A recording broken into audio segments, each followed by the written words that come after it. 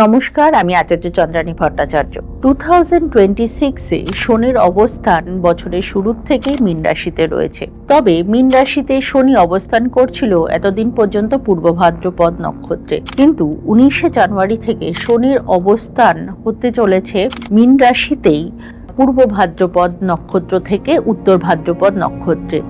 এই শনি নক্ষত্র পরিবর্তনের ফলে বিভিন্ন রাশির জাতক জাতিকাদের জীবনে বিভিন্ন রকমের প্রভাব বিস্তার করতে পারে। সেই প্রভাবটি কিরকম ভাবে হতে পারে সেটি চলুন জেনে নেওয়া যাক। তবে এবারের যে আলোচনা করব সেই আলোচনার মধ্যে আপনার রাশি সম্পর্কে শুধু নয়, আপনার জন্ম নক্ষত্র অর্থাৎ আপনার জন্মকালীন সময় চন্দ্র যে নক্ষত্রে অবস্থান করছিল সেই অনুযায়ী আপনার সময়টি কেমন হতে চলেছে আগামী 19শে জানুয়ারি থেকে 17ই মার্চ পর্যন্ত চলুন জেনে নেওয়া যাক। যাদের সাথী নক্ষত্রে জন্মগ্রহণ করেছেন অর্থাৎ যাদের জন্মকালীন চন্দ্র সাথী নক্ষত্রে রয়েছে তাদের এই সময়টিতে একটু পথে ঘাটে বা রাস্তাঘাটে একটু সাবধানে চলাফেরা করা আপনাদের জন্য ভীষণভাবে প্রয়োজন রয়েছে।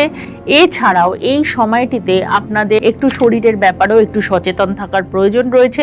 বিভিন্ন রকমের মানুষের সাথে কোনো রকম বাকবিতণ্ডায় যদি আপনারা জড়িয়ে না পড়ে শান্ত এবং সুন্দরভাবে তাদের কথাটাকে একটু ধৈর্য ধরে শুনে তারপরে আপনাদের মতামত প্রদান করে থাকেন তবে আপনাদের জন্য বিশেষ শুভ হবে। এরপরে যে নক্ষত্রটি নিয়ে আমি আলোচনা করব সেটি হলো বিশাখা নক্ষত্র।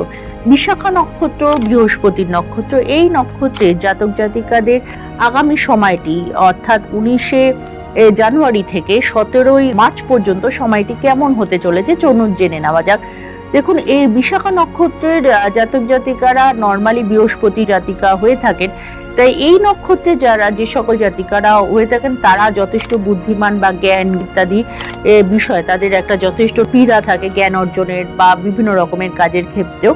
তো এই সময়টিতে জাতক জাতিকাদের সময়টি কিন্তু যথেষ্টভাবে তাদের জন্য ভালো রয়েছে, যে কোনো কাজ করার জন্য বা অর্থ রোজগারের ক্ষেত্রে বলুন বা নতুন কোনো কাজ শুরু করার জন্য বা যে ধরনের দিক থেকে আপনারা এগোতে চাইছেন বা কোনো মাঙ্গলিক কর্ম করতে চাইছেন বা যে ধরনের কাজ করতে চাইছেন সেক্ষেত্রে অবশ্যই এই সময়টিতে শনির সহযোগিতা এবং আশীর্বাদ অবশ্যই আপনি এই সময়টিতে পাবেন।